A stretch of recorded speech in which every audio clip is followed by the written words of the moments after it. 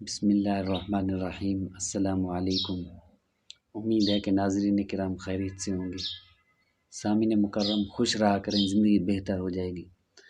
آج جس موضوع پر میں بات کرنا چاہتا ہوں وہ ہے تجارت کے اندر کسی کو دھوکہ مت دو، کہ جنہوں نے دھوکے دیے ہیں تجارت کے اندر ان کا انجام کیا ہوا، اور جس نے تجارت اچھی کر کے دکھلائی صحابہ کرام، تو اللہ نے ان کی تعریف کی قرآن پاک میں، رجال لا تلہیہم تجارت ولا بیع عن ذکر اللہ واقام الصلاۃ وایتاء الزکوٰۃ، کہ ایسے مرد ہیں کہ ان کو تجارت اور خرید و فروخت اللہ کی یاد سے، نماز ادا کرنے سے اور زکوٰۃ ادا دینے سے غفلت میں نہیں ڈالتے۔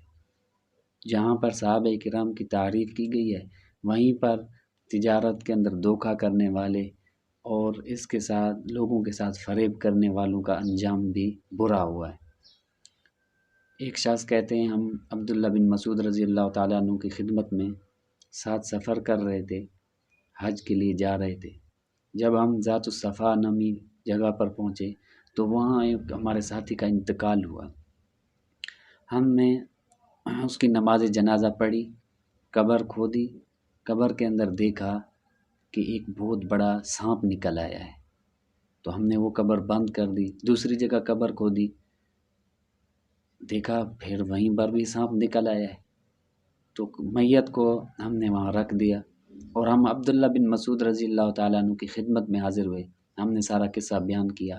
آپ نے کہا اس کا یہ برا عمل ہے جو ہمیشہ سے کوئی کرتا آیا ہے، آپ اگر ساری زمین بھی کھود دو تب بھی یہ سانپ اس کی قبر میں آئے گا۔ تو اس کو اسی طرح دفنا دیا گیا۔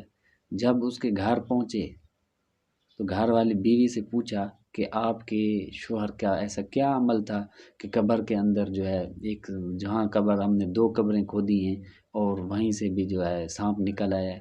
تو بیوی نے کہا اس کا ایک برا عمل یہ تھا کہ یہ جب غلہ لے کے آتا تھا، آگے بیچنے کے لیے جاتا تھا، تو اپنے گھر چلانے کے لیے، گھر کے لیے دانے نکال لیتا تھا اور اس دانوں کی جگہ بھوسا ڈال دیتا تھا، اور لوگوں کے ساتھ دھوکہ کر کے بھوسے کو ان گندم کی قیمت میں بیچتا تھا۔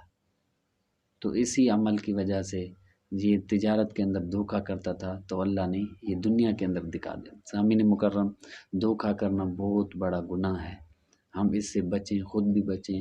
جو آدمی دھوکہ دیتا ہے وہ دھوکہ کھاتا ہے، اور جو دھوکہ نہیں دیتا وہ دھوکہ نہیں کھاتا ہے۔ تو ہم کوشش کریں کہ دھوکہ نہ کھائیں۔ امید ہے کہ آپ کو یہ میری باتیں اچھی لگی ہوں گی۔ اگر اچھی لگی ہیں تو آپ اپنی رائے ضرور دیں۔ والسلام علیکم۔